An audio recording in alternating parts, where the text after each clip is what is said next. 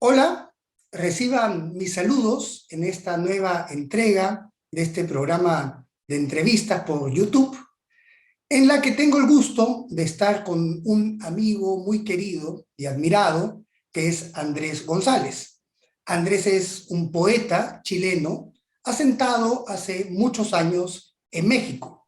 Y además de su labor poética, tiene una investigación de carácter autodidacta sobre las relaciones entre poesía y naturaleza, literatura y ecología, y también tiene mucho interés por la cultura japonesa, por algunas manifestaciones artísticas de la cultura japonesa, que en buena medida va a ser el centro de esta entrevista.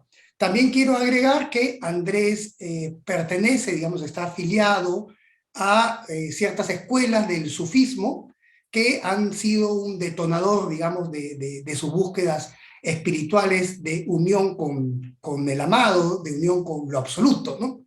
Entonces, para mí es un gran gusto conversar con Andrés, ya que tenemos muchos intereses en común. Yo a Andrés lo conozco a través de nuestro amigo Yashkin Melchi, que es, ya lo conocen seguro en este espacio, poeta, investigador mexicano, peruano, asentado en Japón.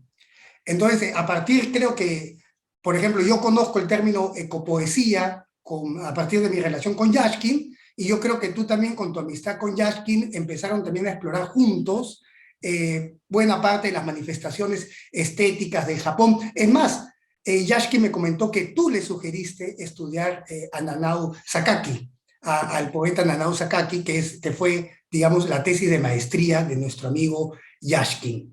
Entonces, son intereses que ya vienen acompañándote de mucho tiempo, y como ya había adelantado, yo quiero que centremos esta conversación en la ecopoética de los animes japoneses, principalmente del estudio Ghibli y de algunas otras manifestaciones.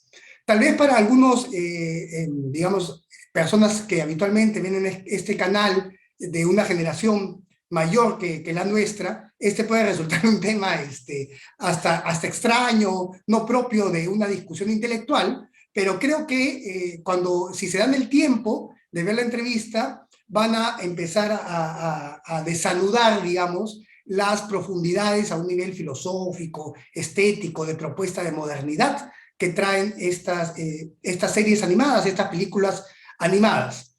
Ahora, para empezar la entrevista, ya que vamos a analizar la ecopoética de los animes, ¿qué tal te parece, Andrés, si empezamos hablando de qué entiendes tú por ecopoesía?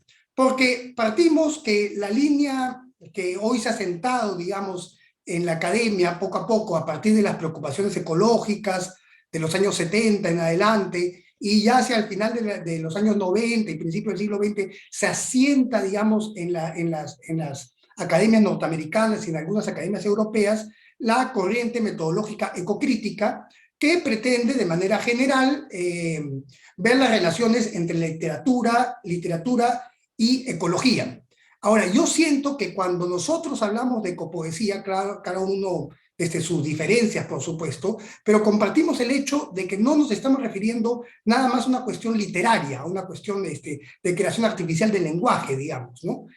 Sino que estamos hablando en lo poético de un modo de habitar la tierra y de sentir la relación con el cosmos. Entonces, me gustaría que empecemos dando una pequeña definición de, a tu entender, desde tus reflexiones, cómo podríamos pensar lo ecopoético. Muchas gracias, Pedro, por invitarme primero que nada. Muchas gracias por todas las menciones. También justamente a propósito de algo que dijiste la pasada, estamos en Ramadán. Acaba de empezar ayer, entonces vamos con esa fragancia Ajá, en ya. esta entrevista. Bueno, que Alá encuentre agradable tu ayuno. Muchísimas gracias, Pedro. Me gusta mucho cómo introdujiste la pregunta porque yo siento como en este momento, mientras la estaba haciendo, como siento que hay al menos como para mí dos maneras de responder un poco la pregunta de cómo es o de qué podría ser la ecopoesía. En cierto sentido, como primero un preámbulo, creo que igual que como mucha gente dijo dentro de la primera ola de la ecocrítica, era bueno mantener una ambigüedad en cuanto a las definiciones, y que en vez de buscar una única que englobara todo fenómeno ecocrítico, más bien era interesante que proliferaran muchos tipos de definiciones de ecocrítica, y esto es algo que también ha pasado, al menos como en cierto gente de la ecopoesía, sobre todo en Estados Unidos, ¿no? Y creo que también nosotros, como desde Latinoamérica, eh, como desde nuestra atávica desconfianza de las instituciones centralizadas, creo que nos llama mucho la atención eso de que cada también como grupo o como región pueda ir trabajando sus propias definiciones y sus propias maneras de entender. En ese sentido, por ejemplo, hay una definición que se me hace un poco más contemporánea de ecopoesía, y que sería una manera como de, de restaurar relaciones, ¿no? De restaurar conversaciones, de restaurar modos de hacer en común, de cohabitar con otros seres, ¿no? Y con los territorios, de manera profunda. Es decir, como para mí siempre, y siempre lo digo, es como una especie de movimiento político en el que salimos de ese como cerco de la política occidental, que es exclusivamente de los humanos, y que hemos heredado en nuestras manifestaciones culturales y en nuestras manifestaciones artísticas, para abrirnos a de verdad lo que es un territorio, una bioregión, un ecosistema, etcétera, ¿no? Y poder comprender, y aquí ya empieza como a irse a la definición más antigua y más profunda, poder comprender que las formas de creación y las formas de hacer, por ejemplo, arte, poesía en general, no son exclusivamente humanas, sino que son algo que hacen todos los seres que habitan en este mundo, ¿no?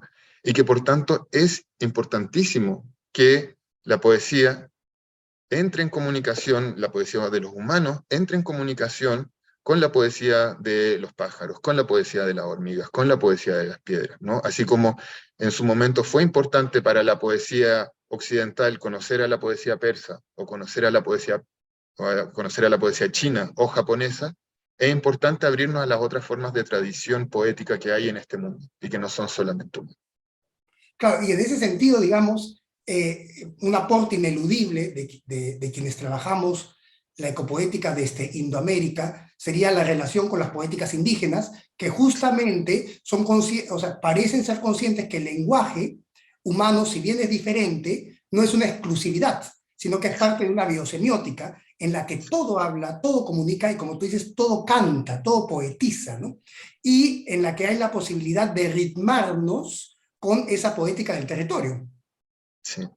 Sí, también hay una cosa que es muy interesante, ¿no? Como yo siento, y lo siento una y otra vez, desde las poesías indígenas, que hay una noción de traducción entre las distintas lenguas que se hablan en el mundo, ¿no? Como desde la ciencia está mucho como esta cuestión como del Umwelt y de los mundos perceptuales propios de cada ser, que en cierta manera son intransmisibles, ¿no? Como si yo me pongo a tratar de escribir una novela en una clave de cómo percibe un pez gato, y voy a tratar de dar cuenta de su percepción de los mensajes eléctricos, probablemente sea muy difícil. Y eso es algo que ya está muy trabajado en las poéticas indígenas, donde se trabajan en traducciones parciales, ¿no? Como, también como desde esta noción de perspectivismo, ¿no? En que se traduce tanto como la lengua como la cultura, digamos, ¿no? Entonces se Claro, traducen como los ropajes, se traducen los modos de ver la luz, se traducen, en fin, ¿no? claro, hay un famoso texto filosófico, ahorita creo que se llama Thomas Nagel el autor, pero no me quiero confundir, en el que habla qué se siente ser un vampiro, ¿no? Qué se siente ser un murciélago, Ah, y en el que explica que, o sea, define que la conciencia es que, o sea, se atribuye conciencia cuando tú dices, hay algo que se siente ser tal cosa. O sea, hay algo que se siente ser vaca, hay algo que se siente ser murciélago, hay algo que se siente ser mariposa. Pero lo que dice este autor es justamente que es imposible adoptar la perspectiva del murciélago, ese radar, digamos, sonoro del murciélago, desde la perspectiva de la conciencia humana. O sea, para nosotros se trataría de una experiencia inaprensible. Pero lo que tú me estás diciendo es que la diplomacia cósmica de los visionarios indígenas, de aquello que la antropología, a mi entender un poco abusivamente, llama el chamanismo, es capaz justamente de hacer mediaciones, traducciones, para poner en contacto el lenguaje de todos los seres vivos. Te estoy entendiendo bien, ¿no? Sí, y siempre también a sabiendas de que es algo parcial, ¿no? Como justamente me interesa mucho que hayas dicho como la palabra de diplomacia, porque también es con un tacto, con mucho tacto siempre, ¿no? Como sin extractivizar, sin apropiarse, con un entendimiento de que cada ser tiene mundo propio, pero que ese mundo propio puede ser compartido, porque hay un camino, como siento a veces, como desde desde las poéticas de los Humboldt, y me ha pasado, ¿no? Cuando he dado como talleres de copoesía, que hay un par de personas que han llegado con esa duda, como de cómo escribir desde la perspectiva de un animal, y es como, hay cosas que se pueden hacer, pero hay cosas que se tienen que traducir, y esa traducción no es una antropomorfización que sea apropiadora ni invasora de otras percepciones, y de otros mundos, y de otras vidas. Muy bien. Ahora, esto que se manifiesta tan claramente en las poéticas indígenas de América, yo entiendo que no es exclusivo del continente americano, sino que pareciera responder a una indigeneidad de base de toda cultura humana. Es decir, resemantizando lo que solemos entender por indígena, podría muy bien decirse que toda cultura tiene una base indígena en el sentido de una relación, digamos, sagrada con el territorio. No sagrada en el sentido de la escuela francesa de separación de lo profano de lo sagrado, sino sagrada como cargada de espíritu y como reconocimiento, digamos, de la participación humana en la red de la vida. Que somos indeligables del resto de seres y que el resto de seres también tienen conciencia y también tienen formas culturales, también forman sus propias comunidades y también tienen incluso dimensiones espirituales en las que, desde la perspectiva humana al menos, se manifestarían con forma antropomórfica, ¿no? Se manifestarían antropomórficamente. Entonces, por ejemplo, cuando vemos este anime japonés, La Guerra de los Mapaches, vemos a los mapaches tomando actitudes que humanas, digamos, ¿no? Pero no parece ser que se le esté imponiendo abusivamente características humanas, sino que parece estar señalando aquello que Viveiros de Castro señala también en el perspectivismo amazónico, que es desde la perspectiva de los mapaches, ellos se ven como seres culturales, y ser un ser cultural con agencia significaría ser gente, ¿no? Ellos se perciben como gente, desde esta idea. Ahora, así como es muy notorio, digamos, en las poéticas indígenas, también es muy notorio en una serie de animes esta relación con el territorio como espacio consciente. Y yo pienso que esto viene de las antiguas culturas japonesas y de una base sintoísta. ¿Tú cómo ves esto, Andrés? ¿Lo ves así? Es una pregunta súper compleja porque, o sea, en primera instancia sí, ¿no? A propósito de lo que hablas, como Japón es un lugar donde ha habido como una fuerte atención y escucha, ¿no? A los mundos de los animales y de las plantas, ¿no? Como bien dices, como que tiene una raíz dentro esto me lo enseñó Yeskin, más que shintoísmo, kamismo, como por el Shinto tiene, y aquí lo digo por algo, porque para Miyazaki Takahata es importante la diferencia entre el Shinto como religión estatal Ah, ya, muy y lo que bien. ha existido como religiosidad popular centrada en los kami, ¿no? Y, y esa Disculpa, escucha, disculpa, ¿qué vendrían a ser los kami, Andrés? los kami son, para decirlo en corto, son como los espíritus, ¿no? Como Mm. cualquier tipo como de conglomeración de energía importante, ¿no? Como de investidura de energía importante en algún ser, ¿no? Como seres importantes dentro del mundo. Y Que podrían son, ser equivalentes a lo que desde el mundo indígena amazónico se conocen como los dueños espirituales del territorio, de las plantas, de los animales. yo creo que, claro, yo no podría decir que hay una coincidencia exactamente así como Claro. 100%, pero justamente dentro del mundo de los kami hay muchos que son los más importantes, son los dueños espirituales, y algo que también se ve en los kamui, que son ¿cómo se llama? los espíritus importantes dentro de la tradición de los Ainu, ¿no? De Hokkaido, o de la Ainu Moshir. Entonces ahí están como los dueños espirituales como el oso, el búho, la orca, que son como de los más importantes. Que el Ainu, los Ainu, digamos, para poderlo simplificar, serían como una suerte de pueblo indígena japonés, actual, Sí, contemporáneo. sí. Y que curiosamente tienen unos diseños geométricos, unos patrones geométricos que no en poco se asemejan al Kené Chipibo. O sea, no son iguales, pero parecen tener ciertas semejanzas. Ahora, Se me entonces, hacen parecidos a los mapuches, a los mapuches. los diseños también, pero claro, también tiene que ver con qué uno ve, ¿no? Sí, sí, en efecto, con las propias afinidades del que está mirando, ¿no? Cuando miramos, formamos realidad, ¿no? Formamos mundos cuando miramos. Ahora, entonces, esta base cultural, ¿de qué manera persiste en el Japón de hoy? Porque si atendiéramos a los animes, pareciera que es algo que, a pesar, digamos, de las sucesivas transformaciones civilizatorias, de la entrada del budismo y luego del Japón imperial y de la modernización de Japón, pareciera que fuera algo que no ha desaparecido del todo el espíritu de la religiosidad popular japonesa y, para decirlo, de lo más íntimo del alma del Japón, ¿no? Y va justamente a eso, que es como súper complejo, porque vamos a estar hablando, yo me imagino, como bien dijiste, sobre todo del estudio Ghibli. Uh-huh. Y la generación de Isao Takahata, que es el director de Pompoco, la de la Guerra de los Mapaches, y de Miyazaki, Hayao Miyazaki, director de la Princesa Mononoke, etc., es la generación de posguerra. Y Uh-huh. por lo tanto, esa generación tuvo un rechazo muy fuerte de todo lo japonés y de todo lo que se pudiera relacionar con la cultura japonesa, Uh-huh. porque la cultura japonesa había sido instrumentalizada desde el gobierno fascista para, digamos, dar este discurso del rol de Japón como guía de la Gran Asia, donde iba a Japón erigirse como potencia en oposición a las grandes potencias occidentales, y iba a llevar a toda Asia a ser como digamos, como la civilización del mundo, ¿no? Sí. Al Pero mismo tiempo que justamente guiada por mantenía Japón.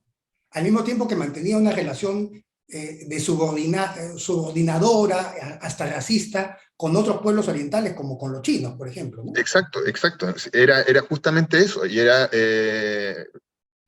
también un poco de, bueno, no me voy a meter más en ese asunto, porque es muy complejo, pero justamente desde ahí viene también una sensación de vergüenza de mucha gente de Japón hacia también como lo que fue su cultura, cómo se pudo ocupar su cultura, y también el rol que tuvo como su cultura como cultura imperial y de explotación en otros lugares de Asia, en Uh-huh. Corea, en China, en otros lugares del sudeste asiático, en las islas del Pacífico.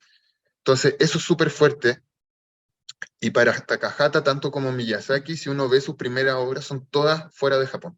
Uh-huh.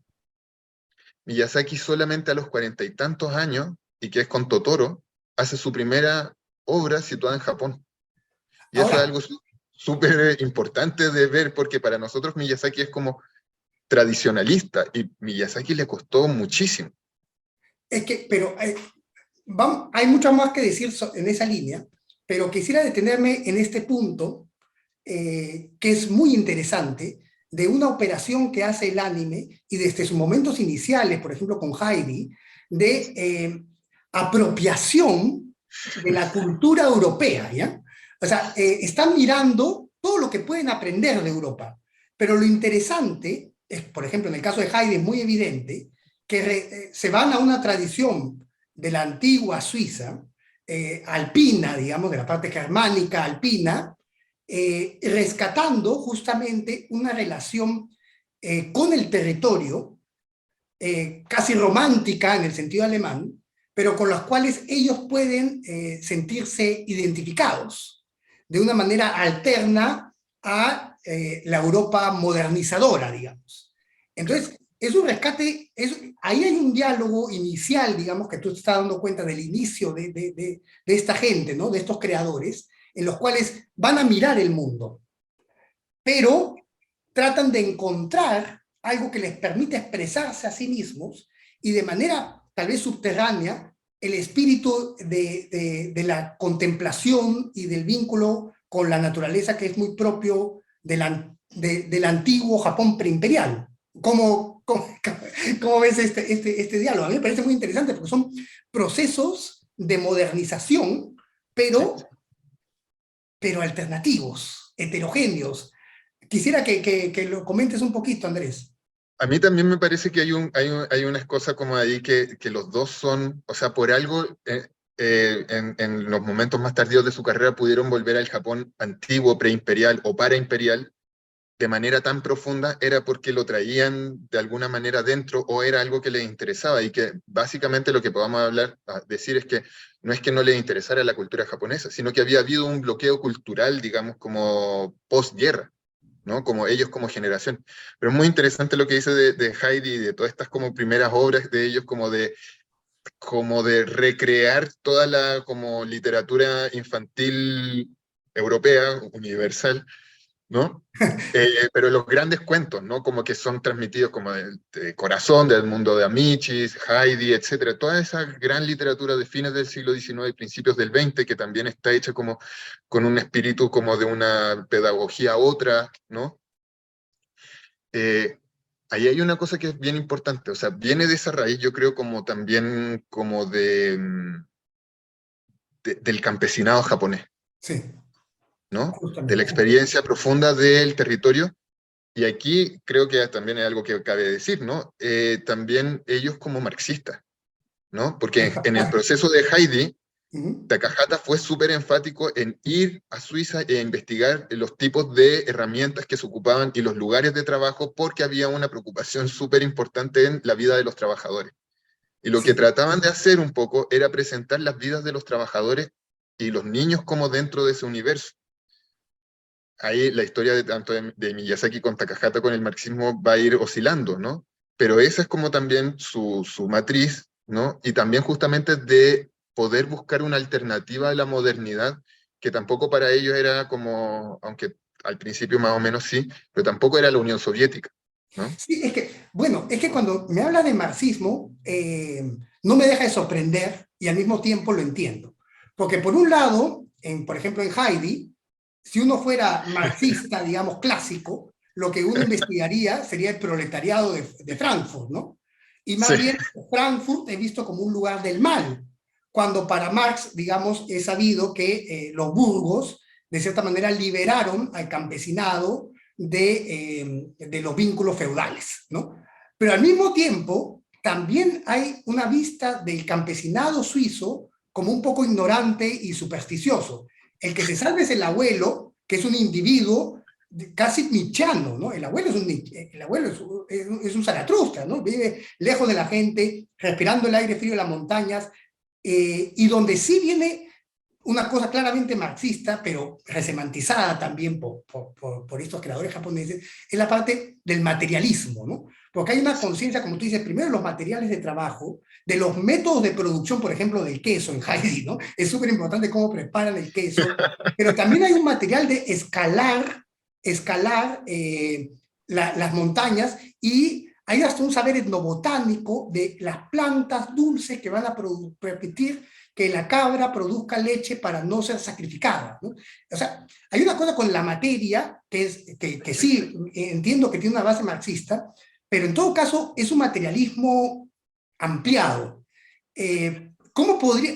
Y ese es un tema que a mí no lo tengo todavía resuelto, porque los que trabajamos con lo ecopoético, definitivamente trabajamos con la materia, ¿no? En cierto sentido, somos materialistas, pero no somos un materialismo simplón, ramplón, positivista, sino yo por lo menos me auno a la visión de Eyelson del cuerpo como depositario de lo sagrado, ¿no? Y de toda la materia participando de lo sagrado desde su misma estructura genética, ¿no? O sea, que hay una geometría del espíritu en la estructura anudada de los genes. Entonces, ¿cómo sería, ya te di mi opinión, digamos, cómo ves tú este materialismo de origen marxista, pero que evidentemente lo rebasa, ¿no? es que eso es muy interesante porque como que ellos mismos también que da cuenta de la generosidad de un creador de verdad, ¿no? Se permiten ser excedidos por lo que van creando, ¿no? Y eso es algo que le va pasando también justamente a Miyazaki, ¿no? Como, creo que justamente como, claro, no son obras marxistas de divulgación, digamos, ¿no? Como, Claro. digamos, como No son de plan panfletos, quinquenal. ¿no? Claro, no es así, pero claro, al final lo que es importante para ellos es como justamente la cuestión del materialismo como perspectiva, pero que lo empiezan a permitir como ser rebasados. Y aquí quería ir como a un punto que es súper fundamental para Miyazaki en particular. Yo creo que algo que Miyazaki le fue comunicando a Takahata. Eh, que en los 70 Miyazaki se encuentra con una obra que es eh, muy notoria dentro de un ámbito de saberes en Japón que es muy grande, que va desde la etnobotánica a la antropología, a la historia, etcétera, etcétera, a la arqueología, por ejemplo, que es la obra de Nakao Sasuke. Nakao Sasuke es un etnobotánico que es uno de los primeros en proponer una hipótesis de un como origen múltiple de la cultura japonesa, ¿no? Y él habla de una gran área cultural, ¿no? Que estaría marcado por el bosque lucidofolio, que es un tipo de bosque ahora, si no me equivoco, porque hace mucho que no lo reviso, pero que es como más bien de tipo perenne, que hay como en la zona norte, por ejemplo, de Tíbet, como en la zona como del Himalaya, ciertas partes, después también como en el sureste y ciertas franjas del sur de China, en Taiwán, en ciertas partes de Corea y en Japón, y que está asociado con ciertos tipos como, por ejemplo, de un tipo de arroz más glutinoso que se empezó a cultivar ahí, que se ha preferido, y hay un gusto por ciertos alimentos glutinosos, como por ejemplo el natto, ¿no? Que es como un frijol de soya fermentado, eh, por ciertos tipos de como también cultivos, como ciertos cultivos de tubérculos. Es un área cultural que es muy grande, ¿no? Y cuando Miyazaki lee eso, el contexto era que la antropología, digamos, imperial del periodo como de los 20, 30 hasta los 40, digamos, en Japón, trató de, y es algo que sigue ocurriendo dentro de los partidos de la derecha en Japón, sobre todo, que tienen el poder hace muchísimo tiempo, de tratar de proponer o de imponer un discurso de Japón como una raza homogénea, Claro. como una etnia homogénea, dentro de la cual no habrían variaciones culturales y que se habría constituido como un todo mágicamente y que tiene como solamente un tipo de origen. Y la obra de Nakao Sasuke integra a Japón dentro de una área cultural macro dentro de Asia, la hace salir de su aislamiento, y para Miyazaki fue como por primera vez saber que Japón no estaba aislado y que Japón pertenecía a Asia de una manera que no era la de la guerra, sino que era de la manera del bosque, ¿no? Pasar de la vía de la guerra a la vía del bosque para Miyazaki fue un punto de empezar a escuchar otras voces. Y a partir de ahí también empieza a contar de cómo empieza a ir a conocer los bosques, ¿no? Como para ciertos trabajos o de vacaciones, y cómo se empieza a acordar de ciertas historias como folclóricas que le iba contando su madre, que era de un área media como de bosques y montañas, y cómo también al caminar por los bosques más profundos de Japón se empiezan a sentir presencia.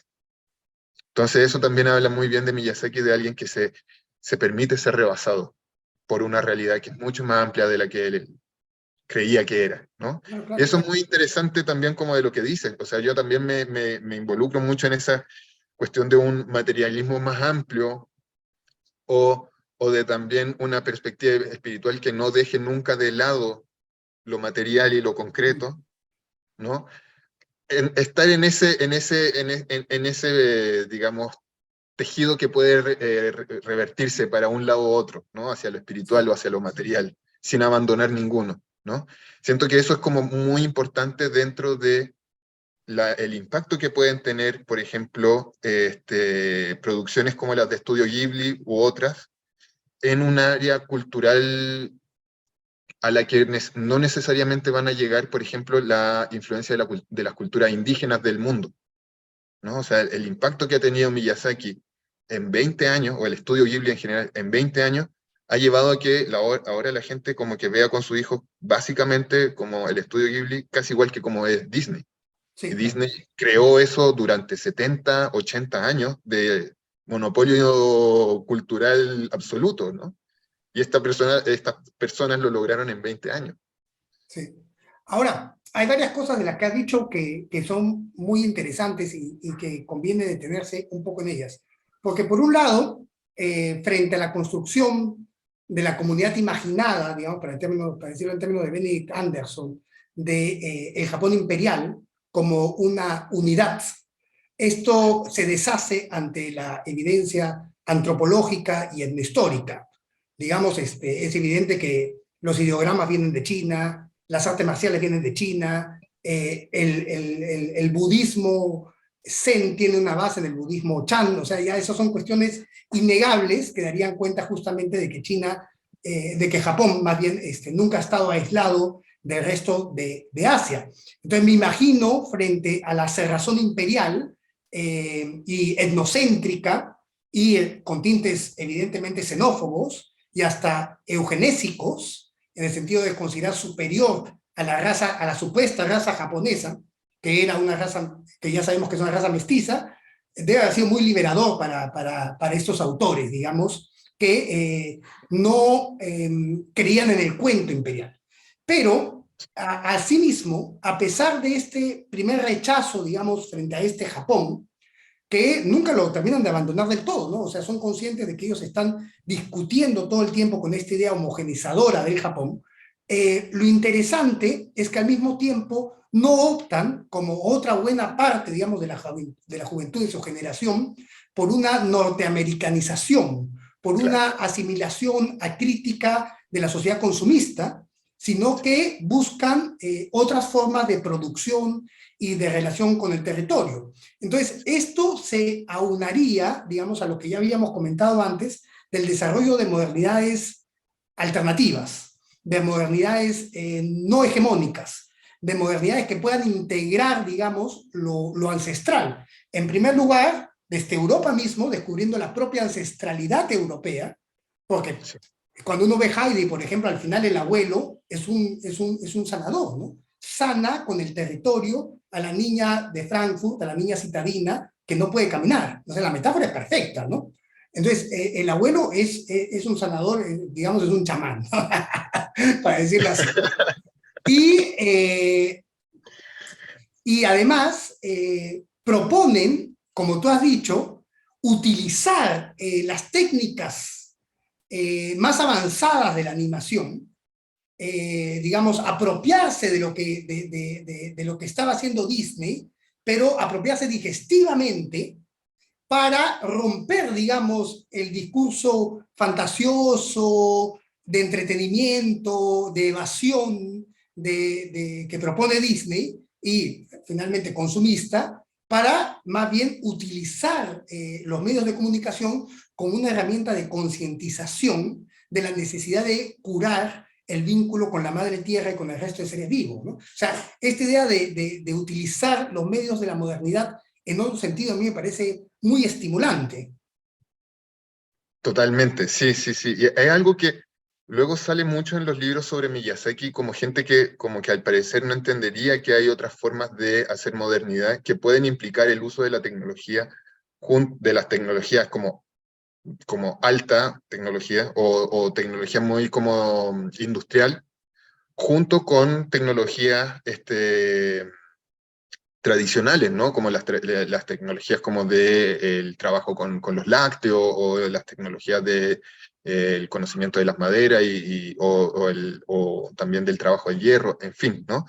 A Miyazaki se le ha criticado muchas veces que como es un ecologista y tiene esta fascinación por los aviones. Mm, Y Miyazaki mismo a veces se ha tenido que defender de eso, pero es una distinción que no tiene sentido.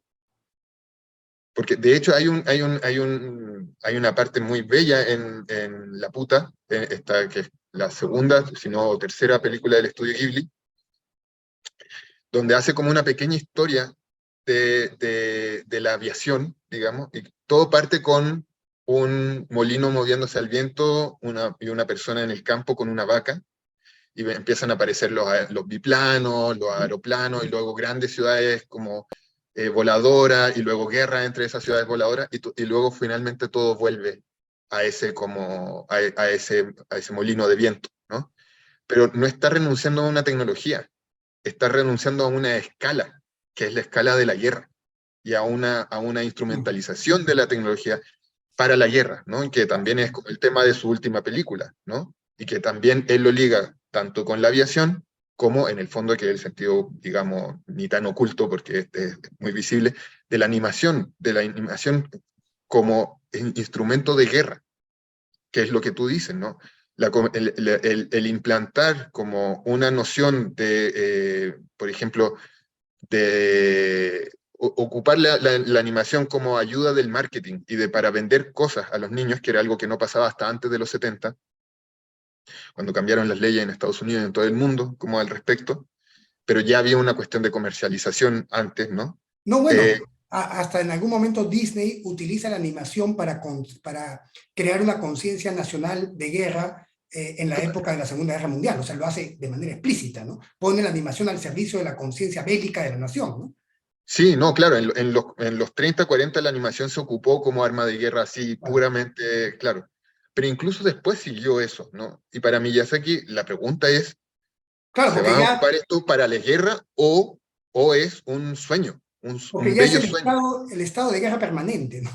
O sea, vivimos en un estado de guerra permanente. Y la guerra a la que critican estos autores, no solamente la guerra entre humanos, sino la guerra también contra la natura, ¿no? Contra el Exacto. territorio, contra los mapaches, la guerra de la ciudad expansiva contra los mapaches, o sea, el estado permanente de la civilización como herramienta de guerra contra la vida, ¿no? Sí. Hay una cosa ahí que a mí cuando la volví a ver me hizo pensar mucho en ti y en todo tu trabajo que has hecho. Que justamente en Pompoco al final, porque la guerra no solamente es una guerra concreta, ¿no? Como quisieran hacernos creer. Hay una parte en Pompoco hacia el final cuando vuelve uno de los mapaches que había estado de viaje que dice como que la ciudad es un conjuro o un hechizo muy poderoso. Sí, Y eso de ahí creo que están llegando a un nivel de análisis muy profundo. sí. Y esa es una pregunta, o sea, digamos, ¿cómo han llegado a este nivel de análisis tan profundo? O sea, ¿cómo han sido capaces de volver a sentir lo que tú decías, los seres del bosque? O sea, ¿qué tipo de ejercicio espiritual han hecho para poderse abrir a esta receptividad? A mí me pasa, por ejemplo, con Arguedas, ¿eh? Yo leo a Arguedas y es un escritor peruano que está escribiendo novelas y narraciones en buena parte de su trayectoria que vienen de una tradición moderna, ¿no? La novela es el género de la modernidad por excelencia. Y sin embargo, cuando yo leo, por ejemplo, algunos pasajes poéticos de sus novelas o de sus cuentos, como en La agonía de Rasuniti, yo siento que Arguedas realmente tenía una cuestión visionaria, o sea, que Arguedas realmente estaba hablando con los cerros. Y supongo que eso le venía de esos años formativos que él tuvo con las comunidades, que yo creo que a él siempre le costó asumir esa sensibilidad frente a las exigencias de la academia moderna y de otros escritores de su tiempo. Entonces la pregunta es, o sea, yo veo que en Arguedas hay esta percepción acrecentada de la vida, esta percepción muy ancestral, ¿no? Muy chamánica, para volver a usar el término. ¿Cómo consiguen esta sensibilidad estos creadores japoneses? Andrés, ¿cómo lo piensas tú?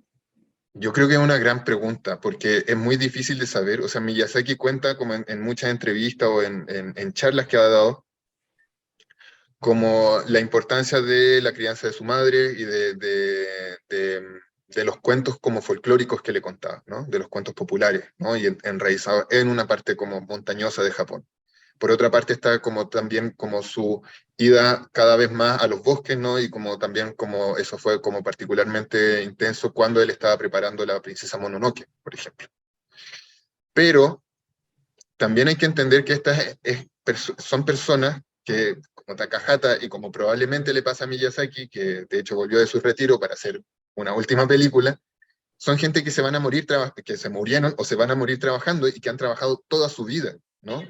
Y eso es como se muestra mucho en la última película. Hay gente que ha estado básicamente 18 horas casi diarias frente a una mesa, en turnos imposibles de trabajo, Sin embargo, yo creo que ha sido a través como de justamente, a ver, dos cosas, como una, aliarse como a los mundos de querer representar los mundos de los trabajadores, de los campesinos, sobre todo como el querer estar como en esa perspectiva, y el haber estado una y otra vez y otra vez y otra vez trabajando con esos mundos y tratando de imaginar como los diálogos que podían tener la gente campesina con el territorio, con los animales, creo que eso les fue expandiendo el corazón, por una parte. Por otra parte, hay una cuestión que es muy, que lo tiro como que es un pequeño dato, un detalle, que aparece en un documental sobre la creación de Recuerdos del Ayer, que es otra película de Isao Takahata, que es el creador de Pompoco, que también véanla porque es como la gente en general, porque es una historia muy bella de cómo alguien de la ciudad elige la vida del campo, ¿no? Y cuáles son como las maneras de inserción y como las diferencias, etcétera, y cómo ahí también una vida finalmente florece, ¿no? Que ahora que me dicen lo de Heidi, claro, tiene todo el sentido ahora, y bueno, voy a volver a ver Heidi, pero hay una parte donde una de las animadoras más importantes para Takahata y Miyazaki, que era una de las personas que básicamente hacía casi todo el diseño de la vegetación en las películas del estudio Ghibli, dice como a ella le encargaron en esta película, que es de gente que cultivaba un tipo de flor media parecida como al azafrán, como media como amarilla, que es como, parece que como le dicen falso azafrán, una cosa así, pero que crece en Asia. Y es muy utilizada por su tinte. Y a ella la llevó Takahata, que conociera gente que cultivaba esta flor, que hiciera todos los bocetos, y que en la película ella se dedicara solamente a dibujar. O sea, la única persona que dibujó esa flor fue ella. Entonces decía en un momento como, he dibujado tantas plantas en esta película, que cuando empiezo a dibujar los autos, los veo como si fueran plantas. Y cuando empiezo a dibujar como los objetos, los escritorios, la silla, etcétera, etcétera, etcétera, se me hacen como extensiones de vegetación. Y creo que es también como algo como muy ligado a la animación, que es la animación en sus orígenes, siempre se vio como, no era algo que se proyectara en los cines, era algo que se proyectaba en los vodevil como un acto como cercano a la magia, porque era traer a la vida a cosas que se supone que eran inertes. Claro. Entonces yo creo que justamente hay una noción ahí muy importante de alianza profunda con lo vivo. O sea, digamos, en lo que llamamos desde la antropología, o lo que Descolá llama el animismo, Exacto. estaría pues semánticamente vinculado con la animación de por sí, ¿no? O sea, la animación y el animismo podrían ser cosas que van de manera muy unida. Ahora, Sí. una cosa Nomás que... como paréntesis, eso es Sí, algo sí. que se dio cuenta Eisenstein. Y escribiendo justamente a partir de Disney, él estaba escribiendo un libro sobre Disney en los 30, 40, y justamente dice, el secreto de la animación es que es una forma moderna de animismo. Y así Ah, tal cual. Sí, qué sí, sí, hermosa sí. frase, no la conocía, qué potente ese Einstein, ¿no? También tremendo Sí, visionario. Ahora, lo que yo te quería decir es que en un momento temprano, digamos, estas producciones tienen el desarrollo de una conciencia ecológica muy clara, porque partíamos que cuando hablábamos de qué podemos entender por lo ecopoético, yo siempre me resisto a entenderlo desde una perspectiva exclusivamente militante. Es decir, hay militancia ecopoética, está claro, pero lo ecopoético nos permite leer aspectos muy propios de la poesía de periodos anteriores a la conciencia de la preocupación ecológica, como por ejemplo podemos hacer una lectura ecopoética de la poesía, de los haikus de Basho, por ejemplo, ¿no? En la relación con el territorio. Y para mí apunta a algo muy esencial, digamos, no solo de lo poético, sino del ser, ¿no? de esta concepción que justamente viene de Eielson también, de la poesía como estado permanente del universo, ¿no? Entonces, siempre me gusta poner énfasis en ello para no convertir la mirada ecopoética en una mirada cerrada, dogmática y militante. Sin embargo, en estos autores hay un activismo ecológico muy claro. Y es un activismo ecológico que no es dogmático, sí es militante, pero no es dogmático. En el sentido que, por ejemplo, tú me hablabas de una base marxista, pero creo que la lucha de clases no es tan presente en esta película como si la lucha de defensa de lo ecológico. Entonces, en ese sentido, son obras visionarias porque se anteceden a la conciencia ecologista a un nivel planetario, más bien la promoción, ¿no? Entonces, ¿cómo les viene, qué características de la historia de Japón podrían explicar este ecologismo temprano de estos autores? Y no solo de estos autores, sino de otros tantos creadores de música, por ejemplo, en Japón, ¿no? Sí. Bueno, igual siempre fue muy importante la defensa del territorio como pienso en momentos como súper importantes que como para la lucha de la izquierda en Japón, sobre todo de donde vienen Miyazaki y Takahata, que son las estudiantiles, como por ejemplo está lo de Sanrizuka, ¿no? Que es la aldea donde se empezó a construir el aeropuerto actual de Narita. Y fue una lucha campesina, pero donde llegaron todos los estudiantes también de la universidad a acoplarse a esa lucha. Entonces ¿En qué también año, Andrés? fue desde Más o el menos. 69, 68, pero más como 69, hasta como los 70. Técnicamente hay partes que siguen ahí de esa aldea en resistencia. Y digamos en esa época evidentemente había una influencia hippie también entre los Sí, estudiantes sí. japoneses. Por ejemplo, Gary Snyder, que venían, no digamos que Gary Snyder era un hippie, pero sí Que los tenía creó, básicamente. era un proto, por lo menos era un proto hippie, Sí, ¿no? Pero yo creo que de una manera más interesante que el promedio del hippismo, porque tiene esta base budista muy profunda, ¿no? Entonces había un diálogo ahí de la New Left, digamos, hippie, que caló muy hondo con los estudiantes japoneses y que ayudaría a explicar, junto con las propias preocupaciones del campesinado, que son finalmente las que determinan las luchas sociales, nacen del propio pueblo, ¿no? Digamos, permitiría explicar la importancia de la ecología desde casi el inicio de estas luchas estudiantiles de izquierda. o sea, fue muy importante para esta segunda etapa, ¿no? No tanto para las primeras como de finales de los 50 y principios de los 60, que era donde participaron un poco más activamente Miyazaki y Takahata, pero sí fue algo que fue creciendo cada vez más. Y fue creciendo también más porque también, me imagino, pero para una cultura tan como finalmente, con tantas alianzas con el mundo natural como la japonesa, haber visto el periodo de los 50 hasta los 70, el crecimiento como desmesurado de, como decía Nanao Sakaki, de la vía del concreto Claro. y de cómo se iba destruyendo todo, debe haber sido muy impactante para esta gente, ¿no? Que primero yo me imagino, claro, lo veían como una lucha social, como de defensa de los espacios de los oprimidos. Pero justamente es súper interesante, o sea, el estudio Ghibli parte un poco con Nausicaa, que es una película que no está dentro del estudio Ghibli, pero Miyazaki ya estaba haciendo el manga de esa película, a principios de los 80. En ese manga, Miyazaki dice como deja de lado como un poco el marxismo porque dice que hay ciertas cuestiones que le parecen insuficientes, como, por ejemplo, como centralizar todo tanto en la lucha de clases, ¿no?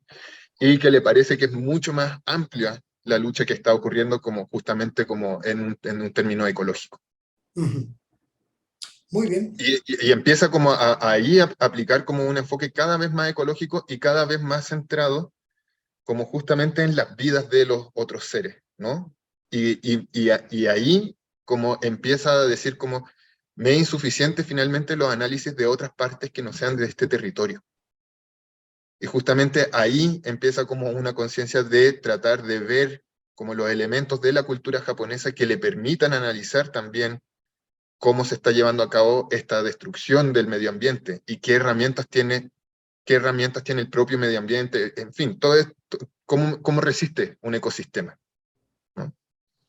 Y yo creo que por ahí que también, como que también se les baja como un poco la militancia tan dogmática, ¿no? Sí. Ahora, hay una parte, por ejemplo, en El sueño de Chihiro, en la que los padres se ponen a comer, ¿no? Creo que comen cerdo además, y se transforman en cerdo, ¿no? O sea, pierden su humanidad. Entonces, yo creo que esta es una metáfora muy importante de la deshumanización del mundo. En este caso, se puede dar por la comida, por la alimentación, por la gula, o sea, por la satisfacción de deseos egoístas, pero también podría pensarse que la guerra es un deshumanizador, ¿no? Creo que en muchos de esos animes se da cuenta de la tendencia deshumanizante de la guerra. Supongo que Hiroshima y Nagasaki estaba en el fondo, digamos, del inconsciente de esta generación y que hasta ahora asigna en buena medida el alma japonesa, ¿no? La energía nuclear como la capacidad de destructividad de la ciencia, ¿no? Entonces, lo que yo veo es poner la ciencia, la tecnología, la animación, el arte al servicio, digamos, de la recuperación del humano, pero no del humano entendido de una manera cerrada, sino desde una antropología que va más allá del humano, que entiende que el humano, digamos, está vinculado, o sea, el humano es impensable fuera de sus vínculos con el resto de la totalidad de la vida.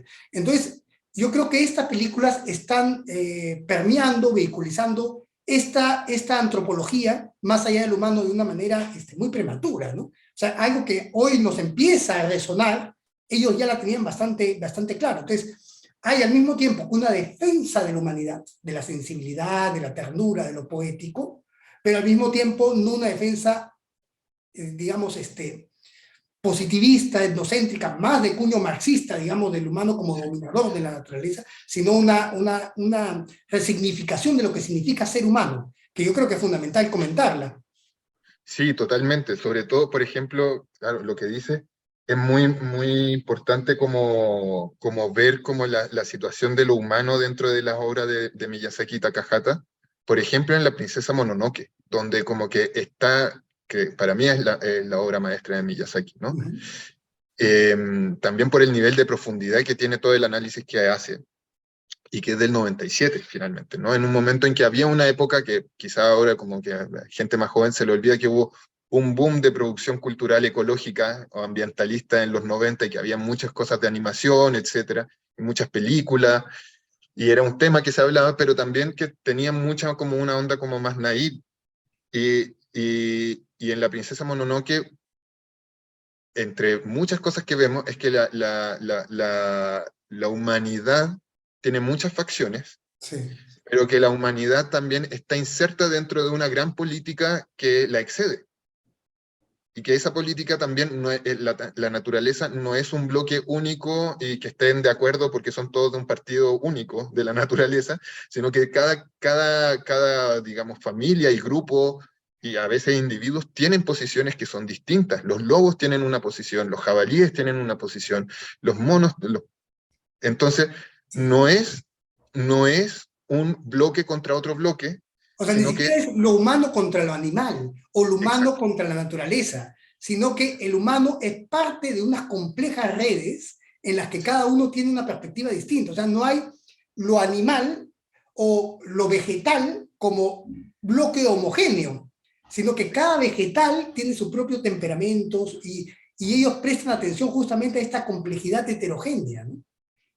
Justamente lo que es también, o sea, hay una heterogeneidad que se reconoce y que también son respuestas, y es como ligándolo a lo que decía antes, como de los padres de Chihiro, a una locura que traen los humanos, y que es Sí. particular de ciertos modos civilizatorios humanos, y que son también, por supuesto, emanados de ciertas formas de gestión del deseo De en gestión los del deseo. humanos, Sí. ¿no? Entonces, todos los seres enloquecen a partir de la acción que tiene la civilización humana, en particular el imperio japonés, ¿no? Y ciertas cuestiones ahí como derivadas de él, en un bosque, ¿no? Y cómo van enloqueciendo los propios espíritus. Pero aún así los espíritus tienen sus propias maneras de reaccionar, ¿no? Son violentizados, son como... son sus conciencias son agredidas y sus almas son agredidas, y se revierten hacia, como hacia ser como espíritus demoníacos, ¿no? Como que es lo que pasa al principio de la Pero película, digamos, no que el todos hierro, responden igual a la agresión, ¿no? no todos responden igual. Sí, sí, Ahora, sí. eso, has dicho algo, yo trazo de lo que tú has dicho algo bien interesante, es que la humanidad potencialmente puede ser una enfermedad planetaria, pero no consideran, a la manera de cierto facilismo poshumanista, que el humano es inherentemente destructor del territorio, Totalmente. sino que existe, o sea, no toda cultura, desde la perspectiva de los japoneses, me parece muy, de estos creadores japoneses, me parece muy importante atender esto, no toda cultura necesariamente está enfrentada al territorio. Y esto en esta película, La Princesa, queda totalmente, de La Princesa Mononoke queda totalmente claro, ¿no? O sea, hay diferentes, la humanidad, así como la natura es múltiple, la humanidad es múltiple, y hay formas culturales, o sea, existe la posibilidad de vivir culturalmente con tecnología que no signifique la destrucción de la Tierra. Hay dos cosas que son súper importantes.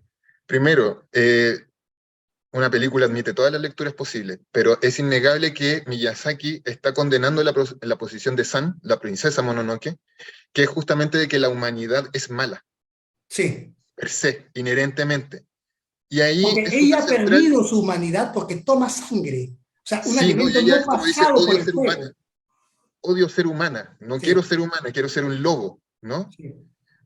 Y ahí está, es súper importante lo que hace Miyazaki, y esto es un gesto genial, que dentro de Japón debe ser muy fuerte, pero cuando uno tiene un asomo de lo que está haciendo, es increíble. ¿Y qué es la posición de Ashitaka?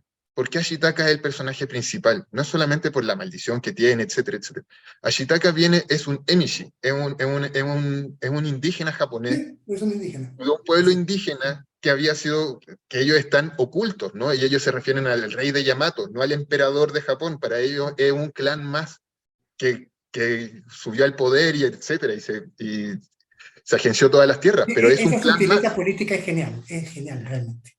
Y lo que hay un diálogo con un historiador marxista súper importante japonés que se llama Yoshihiko Amino, que le dice, tú con esta película, al poner a un emishi de protagonista, porque nunca ha ocurrido en la historia japonesa eso, Uh -huh. en la historia del cine y de la animación, tú has como descentrado como la imaginación estatal japonesa, porque Sí. por primera vez tenemos a un personaje que no corresponde como a toda la esfera de influencia del Estado japonés, como protagonista de una película.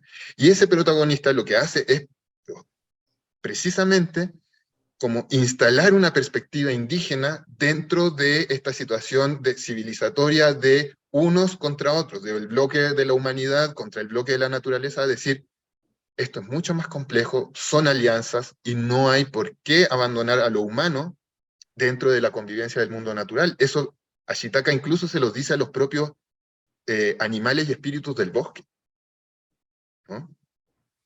Entonces, eso Interesantísimo. es Ahora, muy... Y luego, pero un salto, después, en Recuerdos del Ayer, hay una parte como donde está esta chica que viene de la ciudad y hay un chico que es campesino. Y entonces ella le está diciendo, es que a mí me encanta todo esto porque es como la naturaleza, etcétera. Y el chico se ríe y le dice, cuando viene la gente de la ciudad, siempre dicen que todo esto es naturaleza.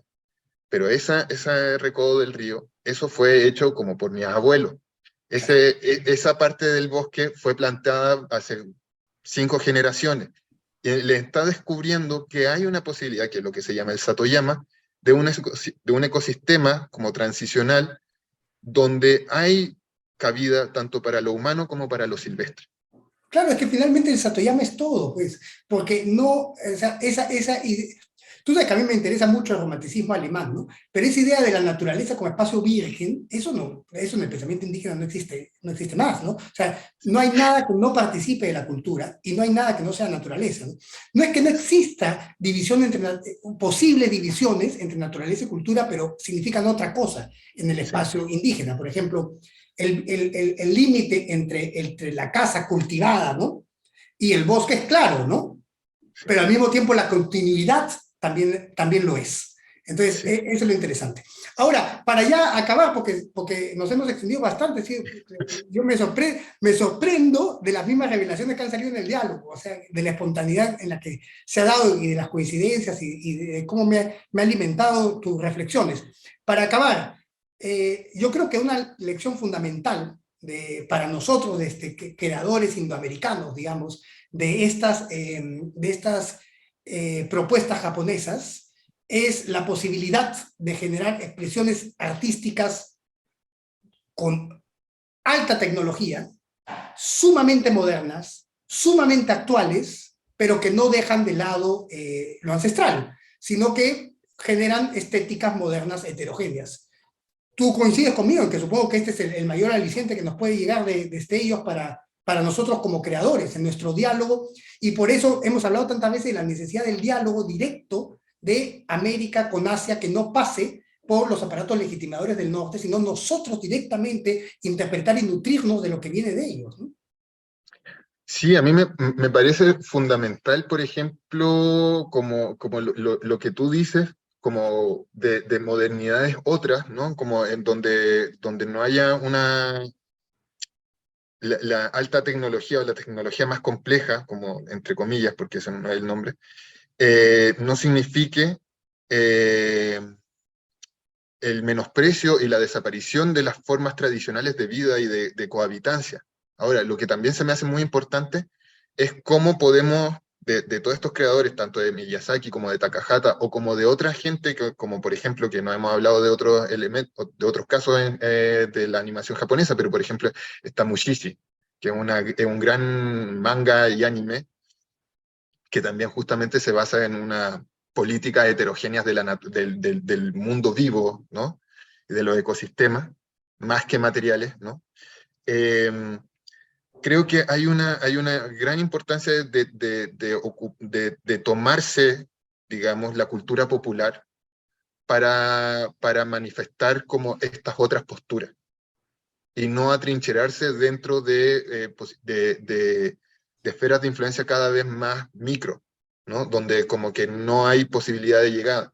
Creo que ahí hay una cosa muy importante que sabían, y aquí voy a citar a otra persona porque quiero decir una cosa relacionada a ella, pero tanto Takahata como Miyazaki como Ursula K. Le Guin sabían la importancia de escribir para jóvenes y para niñas y niños. Y de, y de, y de Sí. no, ¿cómo se llama? No tomarlos como sujetos como pedagógico en el sentido de gente a la que se le va a instruir, sino de grandes acompañantes de la imaginación, Entonces, ¿no? muy bien. Y, Y y en ese digamos, sentido, justamente yo supongo que parte esencial de la ecopoética es nunca perder la inocencia del corazón, porque es la inocencia del corazón la que, o sea, desendurecer el corazón, o sea, madurar sin perder ese gozo infantil que ve la vida en todo lo existente. exacto, exacto. Y también de una cosa muy particular de la poética infantil, que es el compañerismo, ¿no? Creo que son historias que, por ejemplo, eluden siempre tener un personaje principal que sea rector, que sea héroe. Y por eso voy con Ursula K. Le Guin, la necesidad de historias que no sean historias de héroes, porque las historias de héroes siempre terminan en muerte. Los héroes siempre están matando o siempre están resistiendo a muertes. Pero hay otras novelas donde no está excluido el heroísmo, sino que son novelas, como dice, o historias, o cuentos, o relatos, lo que sea, como dice Ursula K. Le Guin, que son como morales, donde hay cabida para todos los seres, donde el territorio no es escenario, sino que es también personaje, donde las herramientas no son objetos, son también personajes, y donde hay un diálogo entre todos los seres que participan de una historia, porque una historia no la hace siempre solamente una persona que es la protagonista, la hacen todas las personas que están implicadas. Y eso también es una lección de ecología, ¿no? De ecología de las narraciones. Bueno, me hace pensar mucho, porque estoy pensando justamente, me cuestiono mi propio libro, Nin Niue, que sí tiene un héroe y que mata, ¿no? pero, Pero, pero mata porque, digamos, creo que dentro de esta ecología también el dar muerte es parte, ineludible, exacto, ineludible. exacto. Pero no es la parte principal, ni debe ser la única parte, ni lo más importante, Es sino que la es muerte parte como de esta destrucción. ecología. ¿Cómo? La muerte como destrucción, porque la muerte como muerte es parte de los ciclos tróficos, es parte de la ecología, es parte de la vida espiritual, ¿no? Para poder renacer Claro, tanto no, en y el aquí ya suelo como en la el pregunta espíritu, hay sería que si en revivir, en esta ecología hay que morir. del buen convivir, ¿qué hacemos con el demonio, ¿no? Con el antisocial que destruye la comunidad, ¿no? Y cuando ya no quiere ser regenerado, ¿no? cuando ya no quiere escuchar su conciencia búdica, cuando ya no tiene opción, ¿no? ¿Qué hacemos con él? Pero bueno, ese ya sería un tema aparte, Esa que es nos la gran llevaría, creo pregunta. que, otra conversación como esta.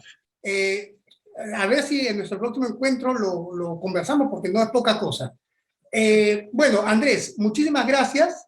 Yo estoy, por un lado, espero que existan intelectuales mayores que nosotros, que a pesar de que el tema tal vez no les atraiga, se hayan dado el tiempo de ver esto y se den cuenta que hemos discutido hasta de marxismo a través de estas películas de animación, por un lado, y de colonización imperialista yanqui.